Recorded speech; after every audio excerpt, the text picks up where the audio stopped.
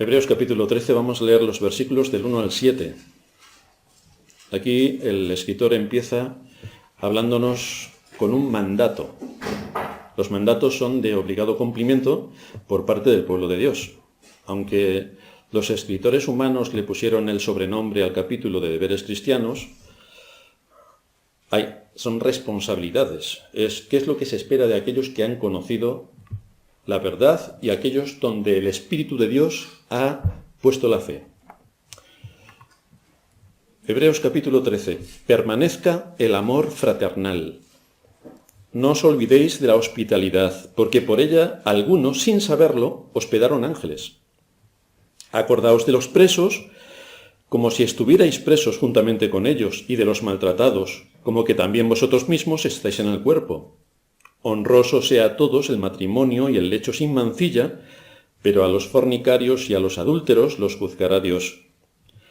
Sean vuestras costumbres sin avaricia, contentos con lo que tenéis ahora, porque Él dijo: no te desampararé ni te dejaré. De manera que podemos decir confiadamente: el Señor es mi ayudador, no temeré lo que me pueda hacer el hombre.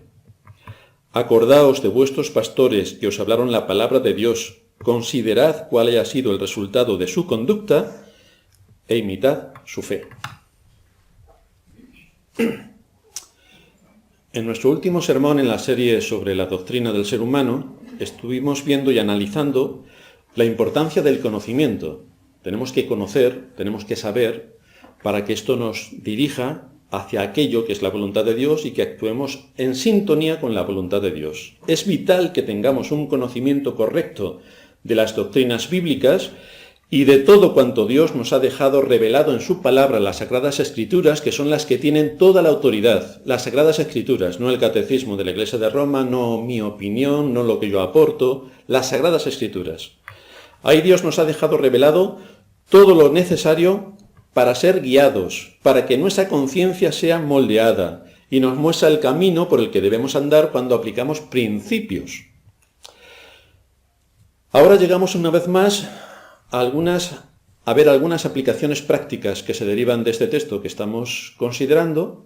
Hebreos capítulo 13, nos vamos a centrar sobre el versículo primero exclusivamente, porque ya hemos estado detallando cómo debemos actuar a lo largo de toda esta serie, cómo debemos actuar de acuerdo a nuestro género, ya que Dios nos creó como varón y hembra. Por lo tanto, hay algo que se espera de nosotros como hombres o como mujeres. Hay algo específico de cada uno de los sexos. Hemos estado viendo cómo tiene que ser el carácter de la esposa, cómo tiene que ser el carácter, la responsabilidad, el valor y el sacrificio del esposo. Hemos visto todo lo que es necesario para la familia, en todo el entorno donde la familia se mueve, las responsabilidades de los hijos hacia sus padres, de los padres hacia sus hijos, de los esposos entre sí. Hemos visto también algunas particularidades de cómo Dios ha asentado la sociedad sobre tres pilares básicos. Uno es la familia, otro es la iglesia, otro es el Estado, y cómo cada uno debe actuar en el área de influencia y dominio que Dios le ha permitido. Hemos visto cómo los jóvenes tienen que perfilar a su futuro cónyuge, cuáles son las características que se deben demandar del futuro cónyuge, cuál es el perfil que deben de buscar de un chico hacia una chica y de una chica hacia un chico. Hemos visto luego en el matrimonio cuáles son las causas a las que puede derivar ese matrimonio mal entendido y que aboque en un divorcio, cuáles son las causas del divorcio, cuál es la cura, cuáles son los principios bíblicos para todo lo que tiene que ver con el divorcio. Si el Evangelio nos muestra el amor infinito y la gracia de Dios en Cristo para salvar al pecador, que es su base fundamental, el Evangelio, que significa las buenas nuevas, hay una salida para el pecador para que no vaya al infierno, también se ocupa de dirigir las mentes de aquellos que han sido ya llamados a la salvación, para que mediante el conocimiento que Dios nos ha dejado reflejado en su palabra, podamos alimentar nuestra voluntad y ser guiados para hacer aquellos deberes que se esperan de nosotros, que decimos nosotros que somos cristianos. Por lo tanto, hay unos aspectos distintivos de los cristianos. Tenemos que pensar unas determinadas cosas, no podemos pensar lo que el mundo piensa de hoy, porque entonces no estaríamos aquí. Hay cosas que nos distinguen como cristianos respecto al resto del mundo, y hay cosas que se esperan de nosotros que tenemos que hacer como cristianos, que los no cristianos no van a hacer. Por eso el apóstol Pablo, en la segunda carta que le escribe a Timoteo, en el capítulo 3, versículo 16, le dice: toda escritura, mira la importancia, toda escritura es inspirada por Dios y es útil para enseñar. Tenemos que aprender, tenemos que alimentar el conocimiento, tenemos que ver cuál es la voluntad de Dios, tenemos que conocerla, tenemos que comprenderla. Y entonces es útil para enseñar, para redarguir, para corregir. Muchos van a la iglesia, son cristianos, pero no quieren ser corregidos. Para instruir en justicia. En la Escritura encontramos parámetros de justicia para saber cuál es el camino. ¿Cuál es el propósito? Dice Pablo, a fin de que el hombre de Dios sea perfecto, enteramente preparado para toda buena obra. Y como nos estaba antes recordando Sorín en el sermón anterior, el hombre de Dios, el creyente, el hombre o la mujer, no es aquel que se dedica al ministerio. Los pastores solamente son los hombres de Dios. No. Hay un llamamiento especial por parte de las Escrituras cuando nos dice que todos nosotros como creyentes somos reyes y sacerdotes. Por lo tanto, todos nosotros tenemos responsabilidades para contribuir a la expansión del reino de Cristo, a consolidar el reino de Cristo y a predicar sobre el reino de Cristo, porque es nuestra responsabilidad como hijos de Dios. Así que el propósito de la palabra de Dios es capacitarnos para hacer aquello que se espera de quienes han conocido a Dios. No lo podríamos esperar de quien no ha conocido a Dios, pero de nosotros que hemos conocido a Dios se esperan algunas cosas. Que estemos preparados para toda buena obra, que es a lo que hace mención el apóstol Pablo cuando se dirige a Timoteo, significa que podamos cumplir con rigor lo que se espera de nosotros en todas las áreas donde nos movemos. Es decir, que seamos capacitados para toda buena obra no es darle de comer a los negritos de Nigeria. No. Es que tú como marido cumplas con lo que te corresponde de responsabilidades en tu hogar, tú como esposa tus responsabilidades, tú como hijo tus responsabilidades en la iglesia, tus responsabilidades en la sociedad, que honres a Dios haciendo las cosas correctamente. Esas son las buenas obras a las que Dios nos llama. Ya sabemos que el resumen de la ley de Dios es amar a Dios sobre todas las cosas y a nuestro prójimo como a nosotros mismos. Ese es el resumen de las dos tablas de la ley. Una que tiene que ver con Dios, la otra que tiene que ver con nuestro prójimo. Y el apóstol Pablo nos dice, respecto a nuestra involucración con nuestro prójimo, en 1 de Tesalonicenses, capítulo 4, versículo 9, pero acerca del amor fraternal, no tenéis necesidad de que os escriba, porque vosotros mismos habéis aprendido de Dios que os améis unos a otros. Acerca del amor fraternal no tenéis necesidad de que os escriba. ¿O sí? ¿O sí? A lo mejor sí. Porque acerca del amor fraternal, el amor fraternal es uno de los signos distintivos de los creyentes. El amor fraternal. No vamos a entrar mucho al detalle del amor fraternal en ese contexto, pero vamos a ver la dimensión del amor fraternal. No debemos olvidar, como ya hemos dicho en otros sermones, que todavía no estamos en el cielo. Entonces las relaciones con nuestros semejantes, con nuestros hermanos en Cristo, siempre va a haber roces, siempre va a haber malentendidos, siempre va a haber cosas que no nos gustan. ¿Y entonces qué hacemos? Como todavía estamos en el mundo, y todavía el pecado nos inunda, la maldición está sobre toda la creación, tenemos nuestro corazón corrompido, aunque redimido, pero todavía tiene rasgos de nuestra vieja naturaleza, tenemos entonces que poner a trabajar aquel fruto del Espíritu que Dios demanda de aquellos que son sus hijos. Así que aquí tenemos un mandato que nos da el escritor a los hebreos. Permanezca el amor fraternal. Vamos a exponer 5 puntos que nos llevan a meditar sobre qué quiere decir aquí el escritor con este mandato exclusivo. Permanezca el amor fraternal. 5 puntos. El primero, tenemos que aplicar el discernimiento. Uno de los trabajos más activos de Satanás es crear situaciones y circunstancias donde haya enfrentamiento. No necesitamos que nos ayude mucho, pero por si acaso nos ayuda. En otros casos es nuestro propio pecado, cuando oímos a nuestro corazón en vez de a las Escrituras. En otros casos son malos entendidos. No me he enterado, o sea, esto pasa en casa. Mi mujer me dice algo y yo lo he entendido al revés. Si esto ocurre en casa, imaginaos en la iglesia. Uno dice una cosa y el otro lo interpreta exactamente por lo contrario. Y luego, claro, te llevas la charla. Y además no puedes replicar porque tu mujer lleva razón. Así que debemos estar alerta ante todas estas situaciones para poder ser eficaces en este mandato que aquí nos expone la Escritura.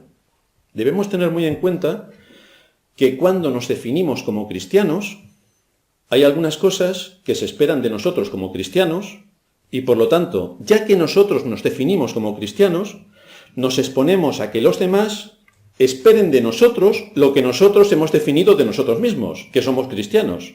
Hay cosas que se esperan de un cristiano. Por ejemplo, si alguien viene a la iglesia y nos dice, yo soy reformado, yo es que amo las doctrinas de la gracia, llenan mi corazón y por fin he encontrado una iglesia que sirve a Cristo de acuerdo a las enseñanzas de las Escrituras. Podemos ver en esa persona sus signos distintivos. ¿Cuáles son? En la adoración vemos todo, todo. Si tú quieres ver una cultura, si tú quieres conocer una cultura, visita el lugar donde adoran y allí te das cuenta de todo. Es como si quieres conocer una familia que te inviten a comer y dependiendo de cómo coman, tú ya sabes dónde estás. En la adoración, por tanto, se detectan muchas cosas de aquel que dice yo soy cristiano, pero de los de verdad. Este hermano viene a adorar a Dios antes de que el culto empiece para ponerse en sintonía con su Señor. Por supuesto, viene a todos los cultos oficiales que la Iglesia ha establecido, especialmente en el Día del Señor, que es el día real de adoración pública por mandato divino.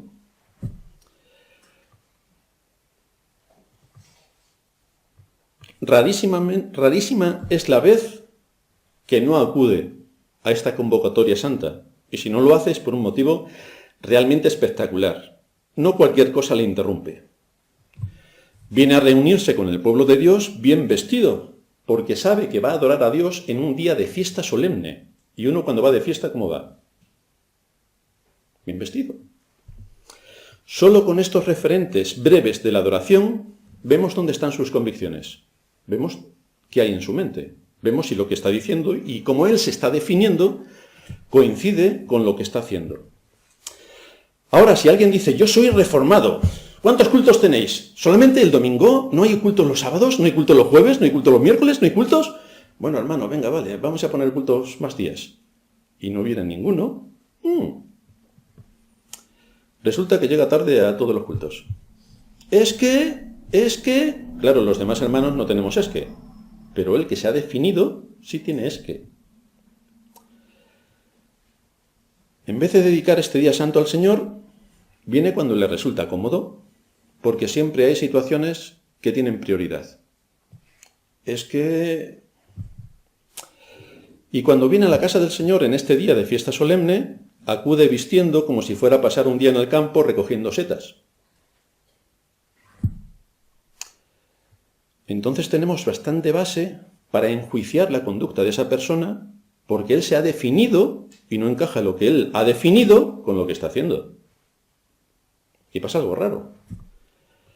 Ahora bien, si nos llega una persona, esto lo digo respecto al discernimiento que debemos tener, si nos llega una persona que está buscando al Señor, no le diremos absolutamente nada si llega tarde. Al otro lo vamos a crujir. Porque él ha definido que es cristiano, que ama las doctrinas y que quiere servir al Señor. Pero hombre, llegas todos los domingos tardes al culto. Si alguien está buscando al Señor y llega tarde, no le diremos nada. Esperamos que el sentido común le ilustre para darse cuenta de que la adoración ya ha empezado y está dando la nota llegando tarde. Cuando pasen un par de semanas se dará cuenta de que a lo mejor no está actuando correctamente, pero nosotros no le vamos a decir nada. Tampoco le vamos a hacer mucho hincapié si falta, porque intentamos que se sienta cómodo y que no vea que le vamos a atosigar ni que queremos ganar adeptos. Esto es por convicción. Así que esperamos con paciencia a que la palabra de Dios vaya encajando en su mente y el Espíritu de Dios vaya trabajando su conciencia y vea cuáles son sus responsabilidades partiendo de estas pequeñas. Tampoco le haremos ninguna observación sobre que venga vestido como si fuera a pescar. Nada, no le diremos nada. Puede venir como le parezca oportuno siempre y cuando entre dentro de lo decente. Esperamos que cuando pase un poco de tiempo y vea cómo los demás hermanos vienen bien vestidos, sea capaz de entender la importancia de un día de fiesta solemne donde se honra a Dios en espíritu y en verdad. Es decir, no solamente importa lo que diga mi corazón, es que tus hechos también importan. Pero a esta segunda persona no la enjuiciaremos, ni procederemos a exhortarle severamente, ni nada. La dejaremos tranquila. Porque él se ha definido como que está buscando a Dios. Así que nosotros enjuiciaremos o no enjuiciaremos, dependiendo de cómo cada cual se defina. Estos ejemplos nos muestran, por tanto, la importancia de discernir, para saber qué camino tomar con unos o con otros, según como cada cual se defina, repito. ¿Cómo debemos hacer que permanezca el amor fraternal? Pues de esta manera. Aquellos que se definen, yo soy cristiano, llevo 500 años en la iglesia, yo sirvo al Señor, lo que pasa es que ahora me he cambiado de domicilio y ahora voy a venir aquí. Entonces te enjuiciamos de acuerdo a lo que tú dices que eres. Si tú no dices que eres de esa manera, te enjuiciamos de otra. Pero cuando estamos hablando en el contexto de iglesia ya formada y en marcha, hay algunas cosas que se esperan de forma natural de todos los que forman parte de la iglesia. Esto nos lleva a nuestro segundo punto, que nos debemos a la ley y al testimonio. Todos tenemos claro que nos debemos someter no solamente a la ley, sino también al espíritu de la ley. No solamente es no matarás, sino también cualquiera que se enoja contra su hermano y le llama necio, también está cometiendo un asesinato. Por lo tanto, no solamente tenemos que coger la ley literal, sino también la derivación de la ley. Amar a Dios sobre todas las cosas es la primera tabla de la ley, engloba los 4 primeros mandamientos. Amar al prójimo como a nosotros mismos es la segunda tabla de la ley y engloba los 6 últimos mandamientos. Esto implica que debemos observar cada uno de los 10 mandamientos, pero lo debemos hacer sin tener un espíritu farisaico, es decir, estricto de la ley, y de ahí no me salgo. Ya, pero es que te tienes que salir porque no solamente tienes que entender lo que dice la ley, sino también lo que quiere decir. Por ejemplo, vámonos a Mateo capítulo 19, versículos 16 en adelante. Aquí nos vamos a encontrar este espíritu farisaico, estricto cumplimiento de la ley. Vino uno y le dijo, Mateo 19, 16, Maestro bueno, ¿qué bien haré para tener la vida eterna? El Señor le dijo, ¿por qué me llamas bueno? Ninguno hay bueno sino uno, Dios. Mas si quieres entrar en la vida eterna, guarda los mandamientos. Los religiosos de nuestra época, llamados también evangélicos, piensan que los mandamientos y todo lo que tenía que ver con la ley se quedó en el Antiguo Testamento. Allí se olvidó. Pero resulta que el Señor sí que cita los mandamientos en el Nuevo Testamento. Por lo tanto, efectivamente, esto tiene que ver con nosotros. Si quieres entrar en la vida eterna, guarda los mandamientos. Y este joven le dijo, ¿cuáles? Y Jesús dijo, no matarás, no adulterarás, no hurtarás, no dirás falso testimonio. Fijaos que todos van en relación a la segunda tabla de la ley. Honra a tu padre y a tu madre y amarás a tu prójimo como a ti mismo. El joven dijo, todo esto lo he guardado desde mi juventud. ¿Qué más me falta? O sea, si esto es lo que hay que hacer para entrar en la vida eterna, yo soy. Aquí estoy. ¿Algo más? Así que vemos como este joven tenía la absoluta convicción de que era íntegro en su observancia literal de la ley. Y efectivamente, puede que literalmente la cumpliese. Ahora, el Señor apuntó al espíritu de la ley. ¿Cuál era el espíritu de la ley? Siguiente versículo, el 21. Jesús le dijo, si quieres ser perfecto, anda, vende lo que tienes y dalo a los pobres, y tendrás tesoro en el cielo, y ven y sígueme. Respuesta del joven, conducta del joven. Oyendo el joven esta palabra, se fue triste, porque tenía muchas posesiones. ¿Cuál era el espíritu de la ley? Tú es que crees que porque cumples la ley a rajatabla, eso te permite entrar en el reino de los cielos. Pero la codicia te tiene completamente dominado. No estás dispuesto a compartir nada de lo que tienes con nadie, ni a darlo a cambio de la vida eterna. No. Lo tuyo es tuyo y de nadie más. Así que el problema de este joven es que no había comprendido el espíritu de la ley. No solamente debemos tener en cuenta lo que dice la ley, sino lo que implica lo que dice. Entonces estamos hablando ahora de principios y valores. No solamente la ley, sino el testimonio. Si yo guardo la ley, pero no aplico principios, estoy cayendo en el fariseísmo. Eso lo debo tener en cuenta. Si yo aplico la ley, pero no principios, estoy cayendo en el fariseísmo. Esto supone que es posible que yo esté actuando de acuerdo a la ley y que estrictamente con lo que dice la ley no haya ninguna acusación. Pero debo observar también si mi testimonio es coherente con lo que se espera, con el espíritu de la ley. Porque si no es conforme al testimonio, ese no es el camino por el que puedo ir, en absoluto. El asunto del testimonio es muy delicado. Imagínate que lo que estás haciendo o las decisiones que estás tomando, para ti están bien. Según tu criterio están bien. Pero si esto resulta que no es de buen testimonio, o resulta que daña el testimonio porque se percibe de otra manera, entonces tienes que cambiar ese camino de inmediato. Aunque para ti esté bien, lo tienes que cambiar. Por ejemplo, conocí a un pastor que por la mañana, nada más levantarse, se tomaba una copa de coñac o de anís. Yo cuando lo vi me quedé algo así como congelado.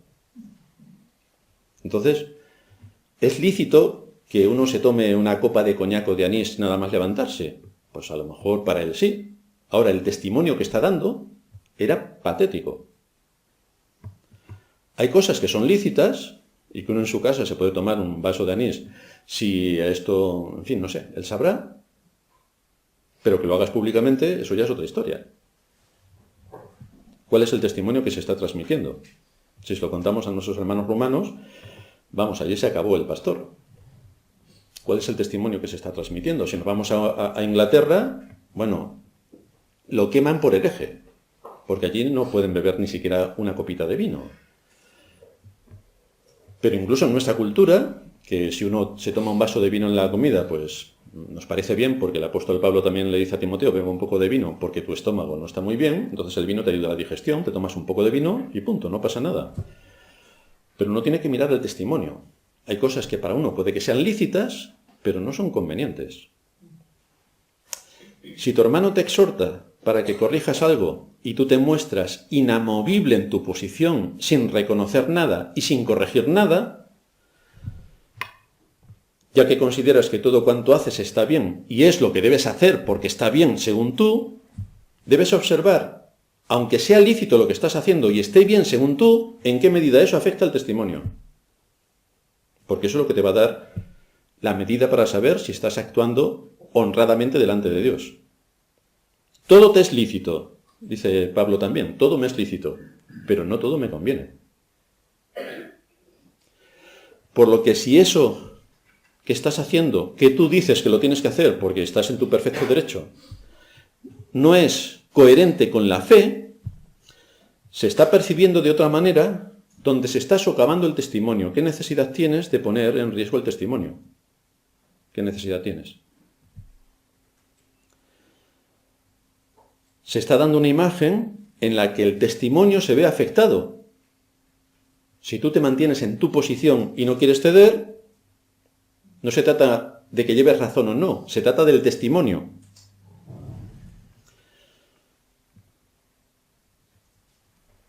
Si se afecta al testimonio, aunque para ti sea lícito lo que estás haciendo, y un hermano te dice, debes corregir inmediatamente. No debes esperar a que eso cree una situación de tensión, porque permanezca el amor fraternal como mandato, incluye también eso. Observa el testimonio. No solamente que lo que tú haces sea lícito, sino si es conveniente. Observa el testimonio. Por muy lícito que sea para ti, si atenta contra el testimonio, ya has tirado el Evangelio por tierra. Si esto no lo tienes en cuenta, podrás entender que el amor fraternal no pueda seguir creciendo, porque hay una acusación contra ti. Tú te has definido como cristiano y se espera como cristiano no solamente que hayas asumido y absorbido los 10 mandamientos, sino también que el testimonio esté en su sitio. Pero si esto no lo tienes en cuenta, podrás entender que el amor fraternal no pueda seguir creciendo, ni que puedas aportar nada al reino de Cristo desde esa posición donde no te quieres mover, porque lo que estás transmitiendo afecta al corazón de la fe, el testimonio. Afecta a la convivencia entre hermanos, y por lo tanto no nos podemos desarrollar mientras que eso no se ha extirpado. Por lo tanto, no mires solo si tú crees que estás haciendo bien. Mira que estás haciendo bien al testimonio. Para ello, si algún hermano te ha llamado la atención por algo, que está chirriándole, busca también entre otros hermanos a ver si la percepción de lo que está ocurriendo es por parte de todos. Que sean hermanos que tengan el valor de decírtelo. Y entonces corrige el testimonio. Corrige el testimonio. Es evidente que cuando hay contacto, los roces van a sobrevenir. Bienvenidos al mundo. Esto es así, en todas las áreas. Hay que tratar esos roces, hay que aplicar principios, hay que usar el don del Espíritu, que para eso nos ha sido dado. ¿Cuál es el don del Espíritu? Amor, gozo, paz, paciencia, benignidad, bondad, fe, mansedumbre y templanza. ¿Para qué se nos ha dado? Para estas situaciones.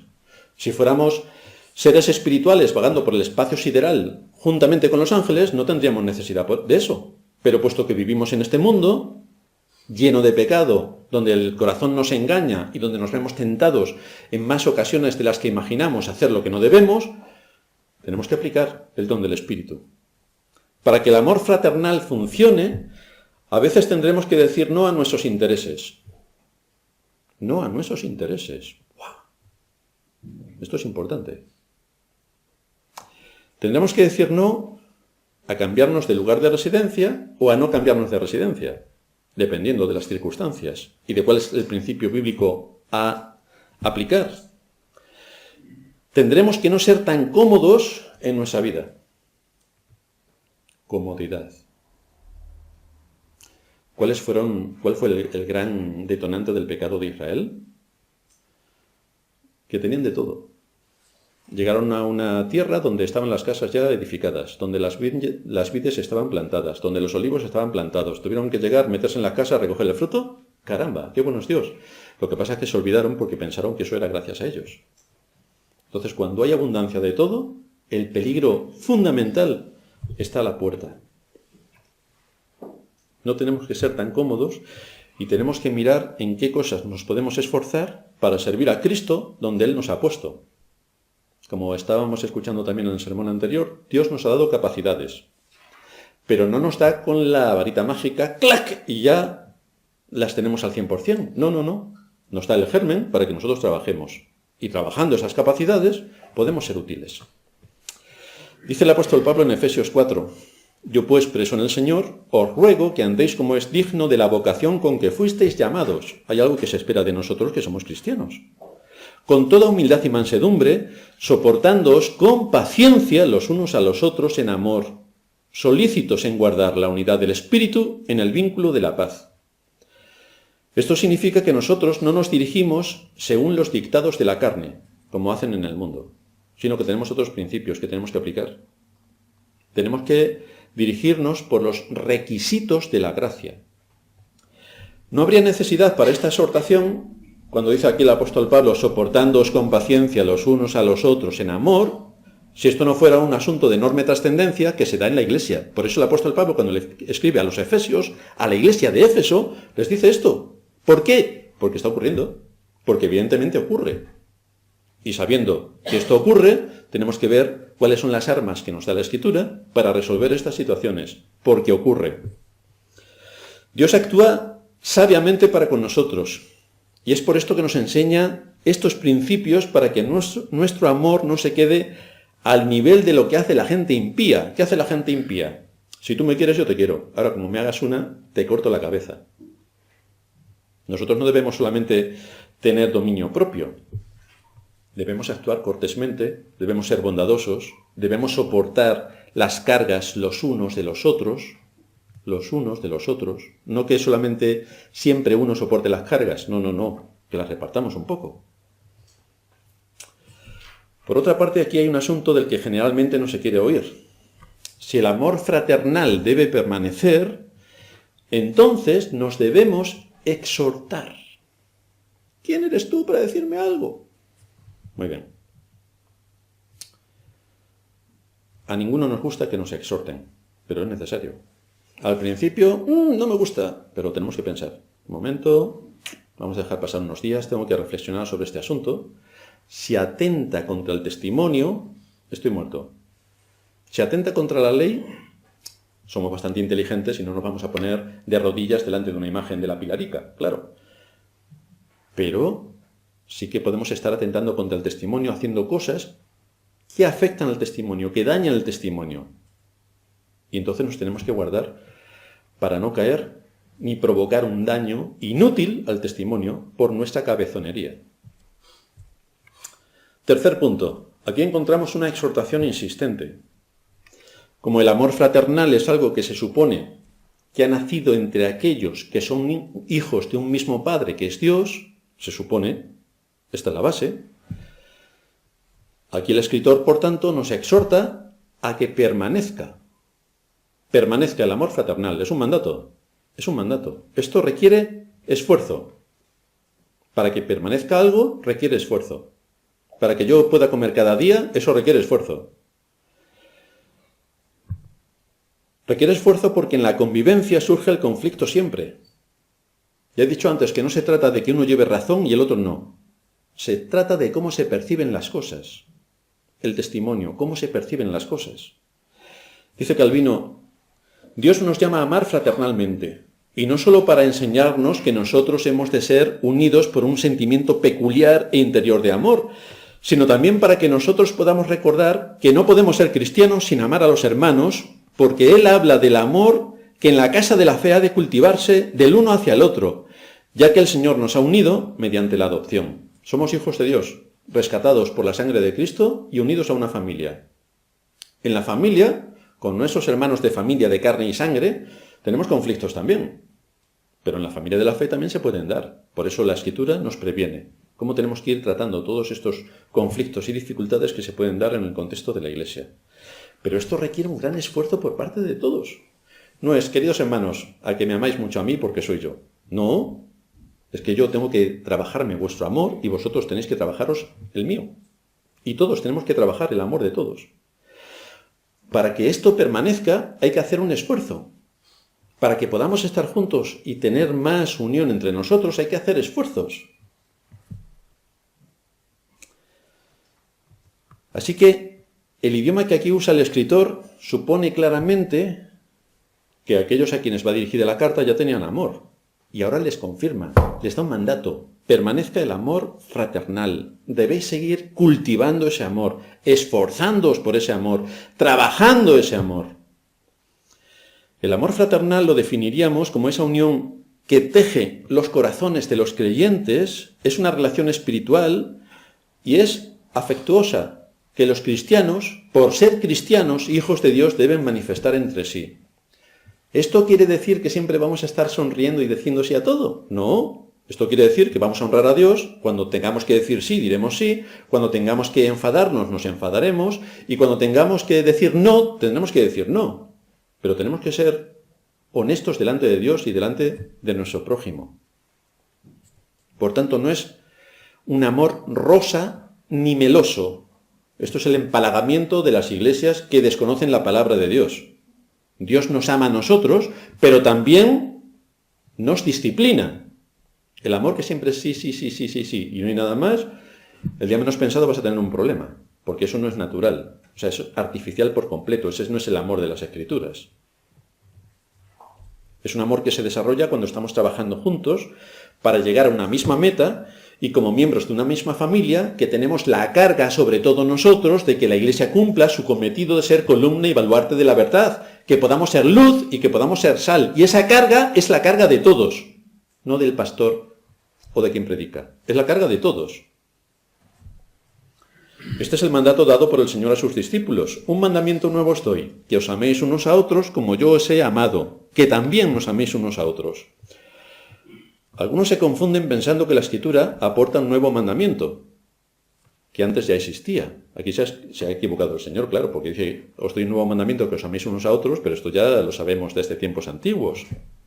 No podemos olvidar que cuando una ley se instaura bajo un nuevo gobierno, es una nueva ley aunque ya existiera antes. Y el nuevo gobierno lo trae Cristo. Viene el reino de Cristo, el reino de los cielos, ha llegado a vosotros. Cristo trae el reino de los cielos. Y esto es lo que ocurre aquí. Hay una nueva dispensación en la que todas las sombras del judaísmo desaparecen. El escritor de los Hebreos, desde luego, se encarga bastante en pulverizar todo lo que quedaba de judaísmo y centrarlo en la persona de Cristo. Por eso se nos recuerda en Levítico 19:17, no aborrecerás a tu hermano en tu corazón, razonarás con tu prójimo para que no participes de su pecado. No te vengarás ni guardarás rencor a los hijos de tu pueblo, sino que amarás a tu prójimo como a ti mismo, yo Jehová. Es lo mismo que está diciendo el Señor en el Nuevo Testamento. Mantener el amor fraternal proporciona una bendición espiritual para la Iglesia, honra al Evangelio y consuela a los creyentes. Pero para eso, hermanos, hay que trabajar. No es decir, ¿cuándo te quiero, Sorín? Hasta la semana que viene. Pues vaya amor, ¿cuánto te quiero, Martín? Que ahí nos quedamos. El ejercicio del amor fraternal es el mejor testimonio que podemos dar al mundo para manifestar que nuestra profesión de fe es auténtica. Tenemos que cultivar, por tanto, el amor fraternal. Por eso dice el Señor en Juan 13:35, en esto conocerán que sois mis discípulos si tuvierais amor los unos con los otros. El amor fraternal bíblico, aplicado en el contexto de la Iglesia, erradica del corazón el orgullo, lo elimina por completo. El egoísmo lo elimina por completo, pero esto se hace cuando todos empezamos a trabajar teniendo un mismo objetivo. Elimina todas las manchas de un corazón no regenerado, que puede que todavía nos quede de nuestra vieja naturaleza. Pone en su sitio el testimonio y mantiene en la Iglesia la paz y la unidad. Eso es lo que pretendemos. Este es el mandato y todo lo que involucra el hecho de que permanezca el amor fraternal. El ejercicio de ese amor fraternal no solamente es un testimonio hacia el mundo, sino también es una evidencia a los creyentes de que evidentemente somos creyentes. Es que ese es el matiz. Es que realmente somos creyentes por cómo estamos trabajando en fomentar, en cultivar y en trabajar el amor fraternal. Dice el apóstol Juan en su primera carta, capítulo 3, versículo 14, nosotros sabemos que hemos pasado de muerte a vida en que amamos a los hermanos.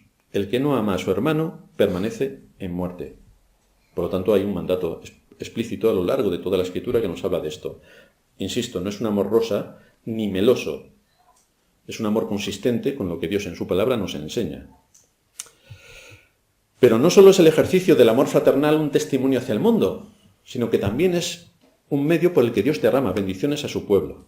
Nos dice el libro de los Salmos, el capítulo 133. Mirad cuán bueno y cuán delicioso es habitar los hermanos juntos en armonía. Claro, habitar los hermanos juntos en armonía no es quedar a comer, porque entonces, fíjate, además si nos invitan, fíjate si estamos contentos. Requiere muchas más cosas. Hay muchas cosas que hacer, Ahora las veremos. Nuestro texto no se refiere tanto a la existencia y el ejercicio del amor fraternal, sino al mantenimiento del amor fraternal. Permanezca el amor fraternal. Y esta frase incluye la idea de soportarse ante las dificultades, de soportarse ante las tentaciones. Lo que se nos manda es preservar en el afecto que debemos tener hacia nuestros hermanos. El amor fraternal, dice un comentarista, es una planta tierna que requiere mucha atención. Si no se mima ni se riega, se marchita rápidamente.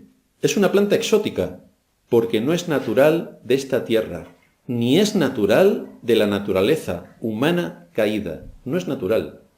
Por eso tenemos que prestar 3 veces más atención para cultivar el amor fraternal. En cuarto lugar, vamos a ver los riesgos cuando se descuida el cultivar el amor fraternal.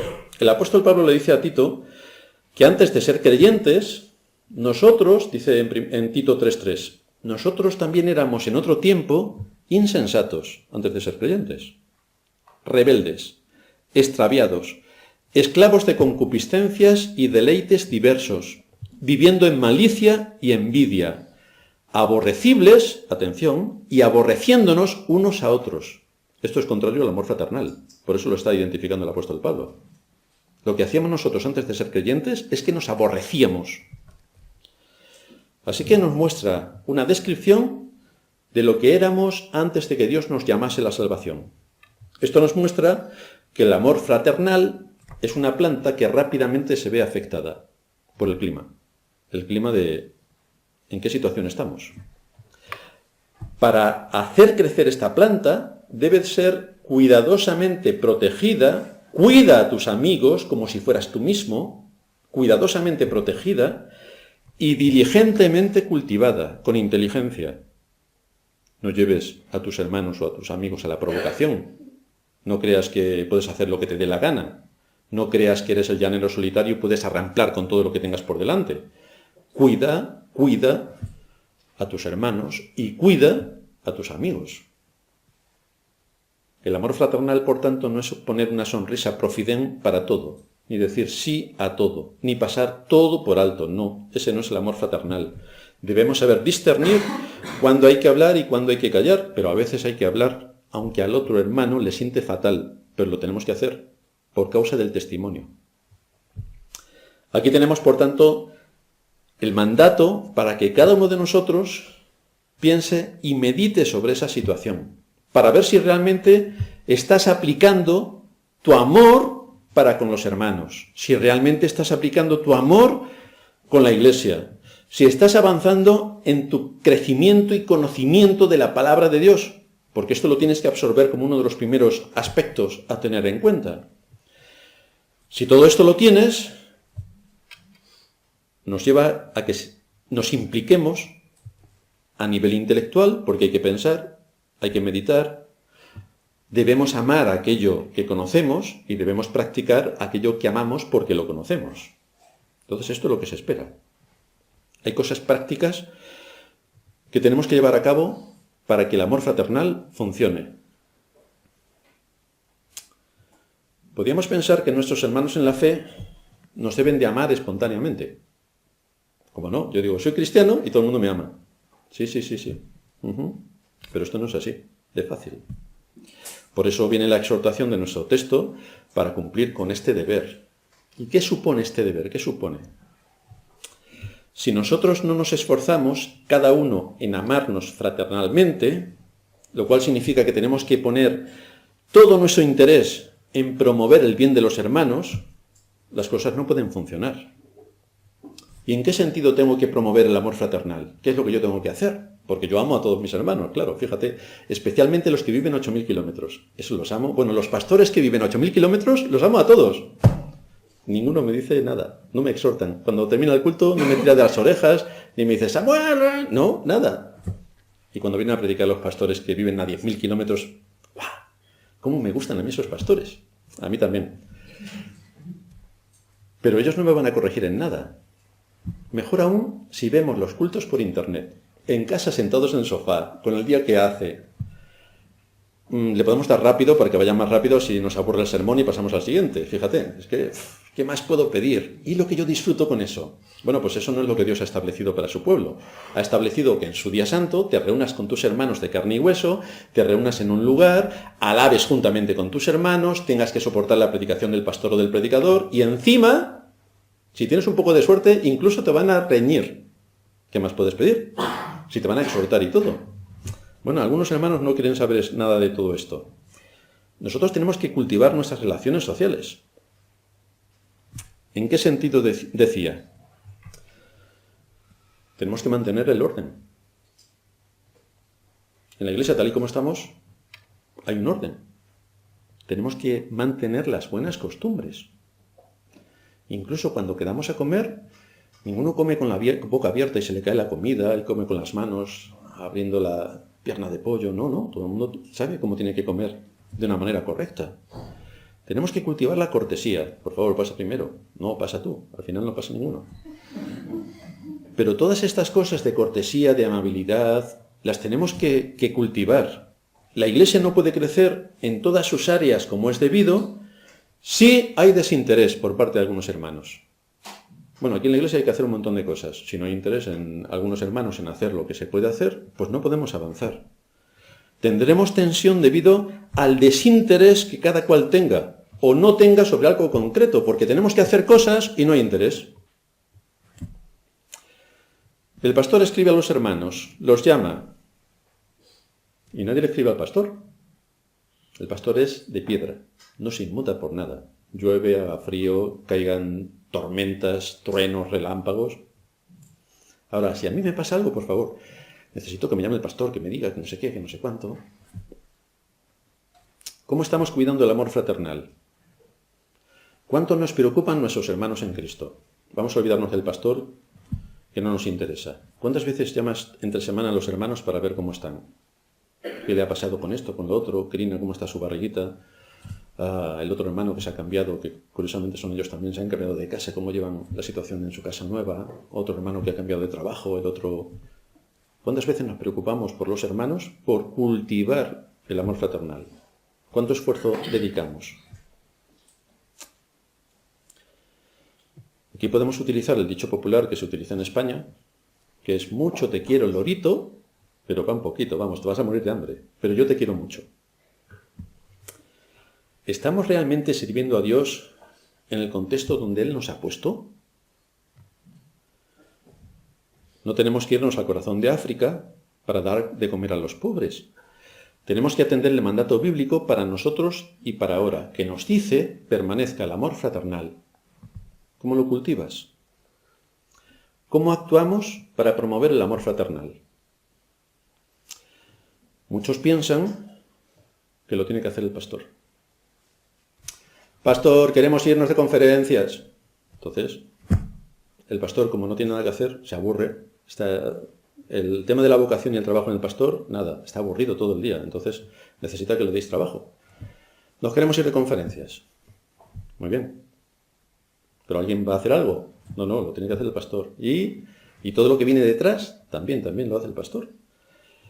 Queremos conferencias, queremos salidas, queremos excursiones, queremos retiros, queremos actividades para los niños, para los jóvenes, para los mayores, cenas de parejas, excursiones culturales. Oh, pastor, es que estamos aquí amargados.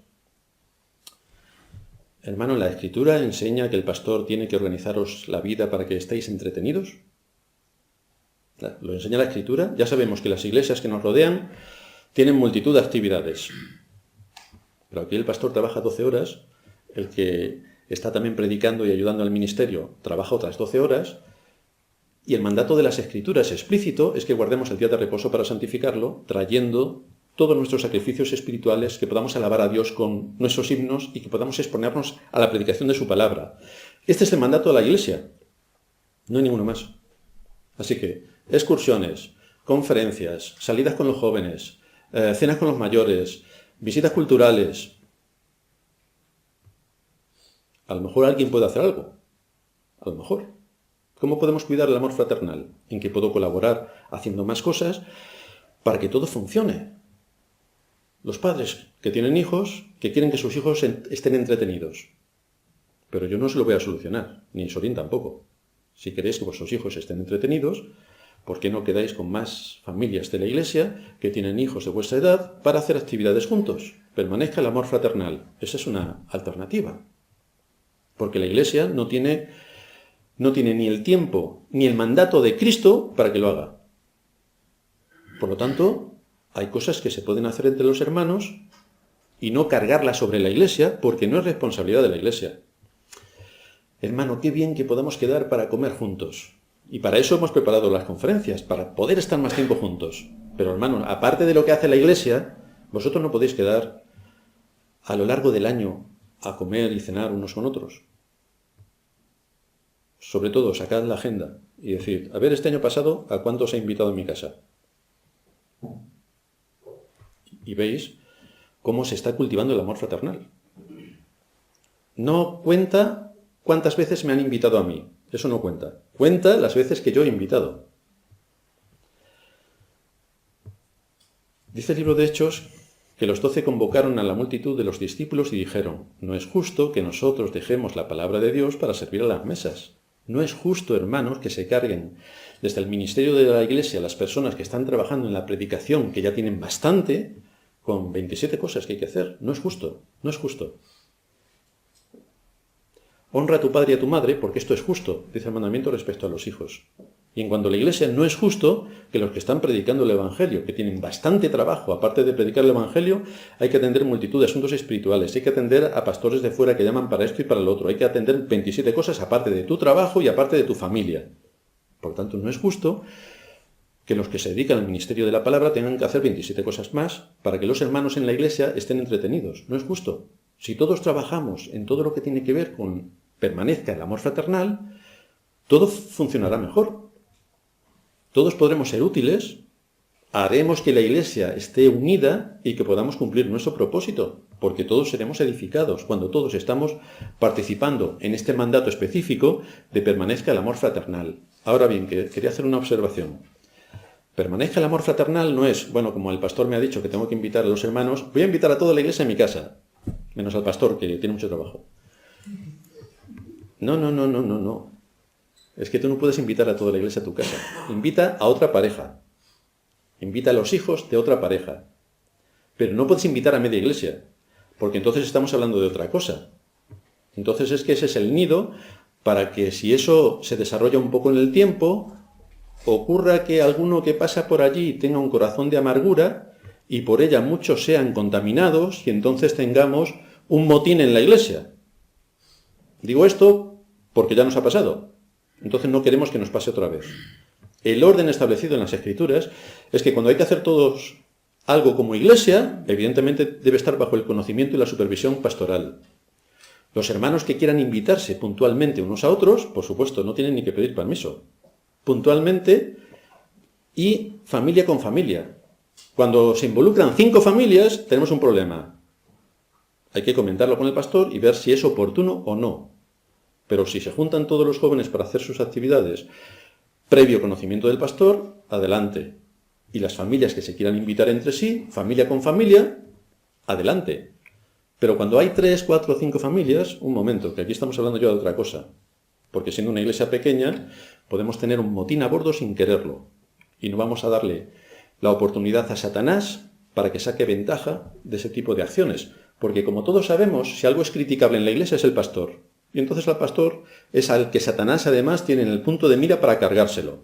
Así que vamos a evitar que haya esa oportunidad para cargarse al pastor.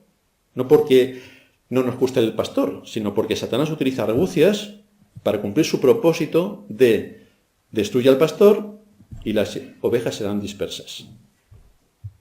5º punto. Mis responsabilidades para servir a Dios.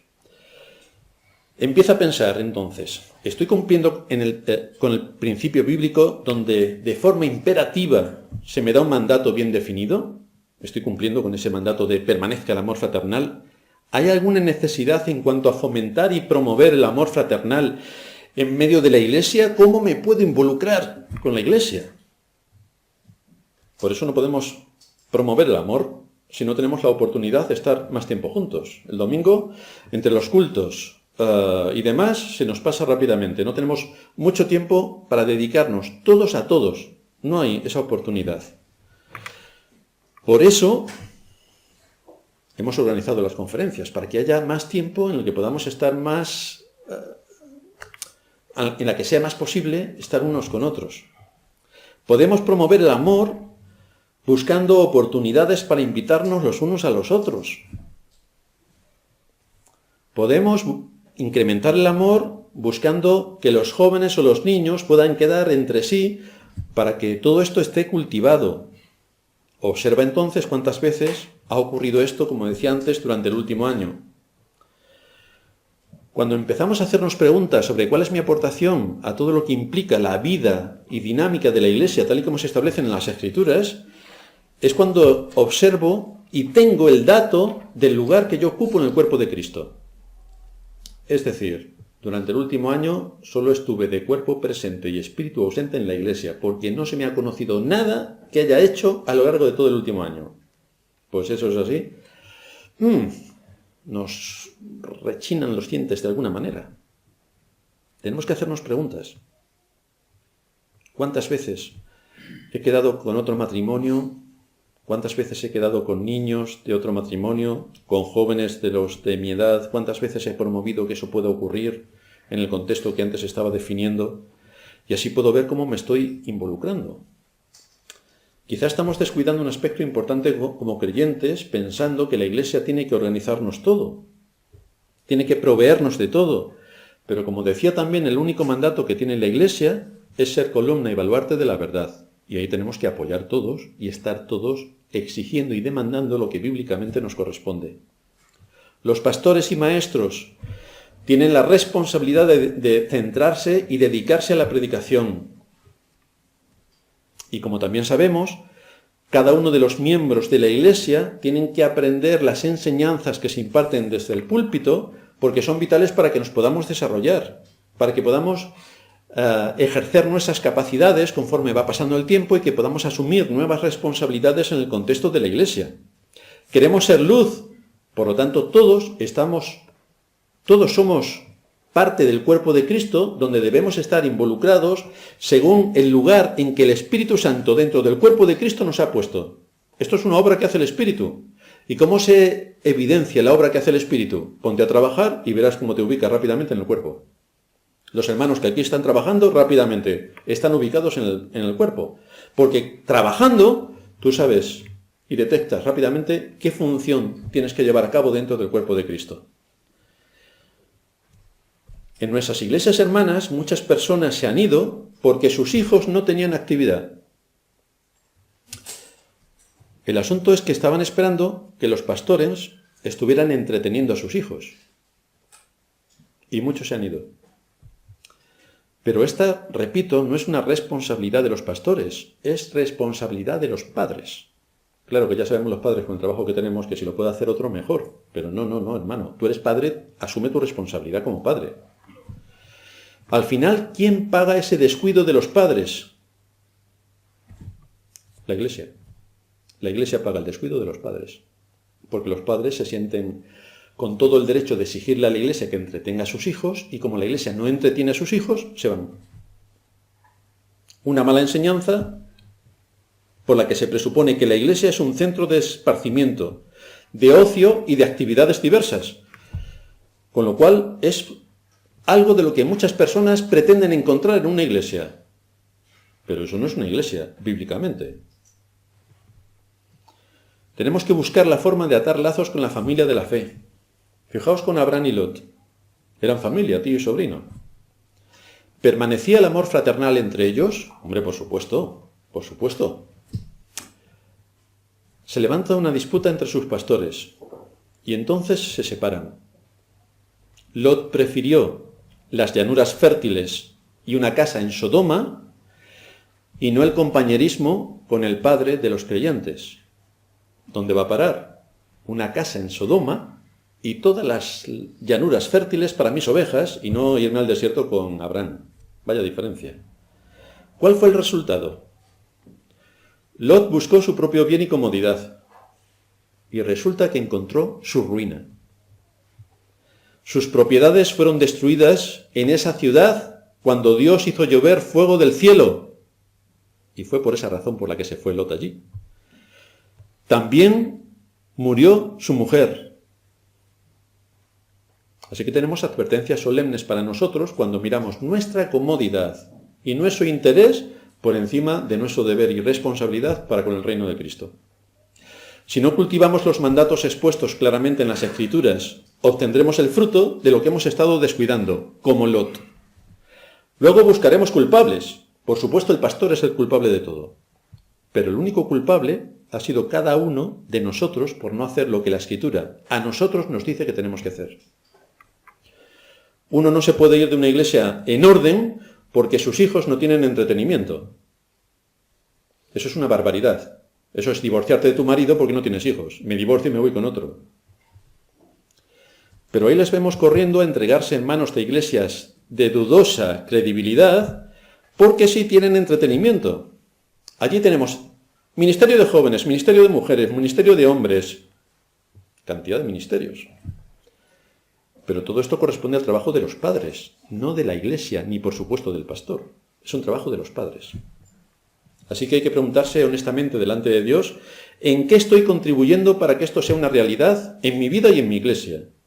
¿Qué estoy haciendo para hacer crecer a la iglesia en las áreas donde se necesita atención? ¿Cómo lo estoy haciendo? ¿Y cuántas veces lo estoy haciendo?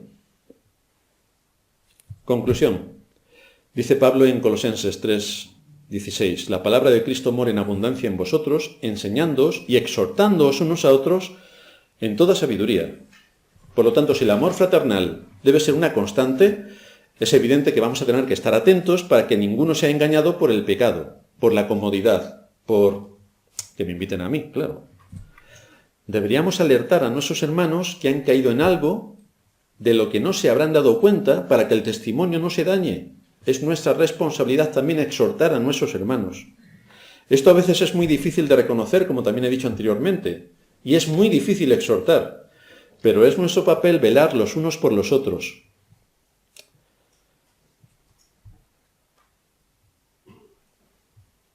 Dice el libro de Proverbios, en el capítulo 9, versículo 8 y 9. No reprendas al escarnecedor para que no te aborrezca, corrige al sabio y te amará. Da al sabio y será más sabio. Enseña al justo y aumentará su saber. De la conducta que apliquemos a estas exhortaciones, nos posicionaremos al lado de los sabios o de los necios. Permanezca en vosotros el amor fraternal, dice el escritor de los Hebreos.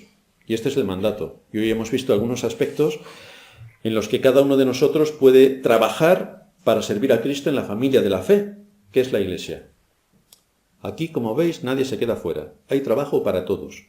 El asunto es si somos todos conscientes y responsables de lo que Dios ha puesto a cada uno de nosotros como tarea. Y cuando cumplamos la tarea, veremos cómo la Iglesia se edifica, la Iglesia se fortalece, la Iglesia prospera, y entonces podemos cumplir con mayor notoriedad nuestro compromiso delante de Dios, ser columna y baluarte de la verdad. ¿En qué? En que la Iglesia está funcionando internamente de la manera en la que Dios ha ordenado en su palabra que lo tenga que hacer. Vamos a terminar en oración.